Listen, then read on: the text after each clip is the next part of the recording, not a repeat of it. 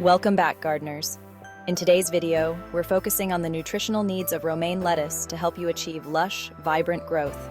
We'll discuss the key role of nitrogen and how to use organic fertilizers to keep your plants healthy and productive.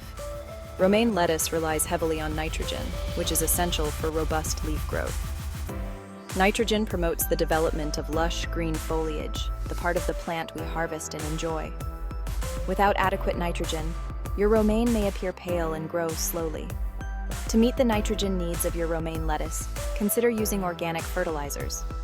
Options like compost, well-rotted manure, or blood meal are excellent sources of nitrogen. These not only feed your plants but also improve soil structure and fertility over time. Apply organic fertilizers before planting and then as a side dressing throughout the growing season. Be sure to follow the recommended application rates to avoid over-fertilization, which can harm your plants. Regular feeding ensures your romaine lettuce continues to grow strong and healthy. By understanding and meeting the nutritional needs of your romaine lettuce, you'll enjoy a bountiful harvest of crisp green leaves. Stay tuned for more gardening tips, and don't forget to like, comment, and subscribe for more advice. Happy growing!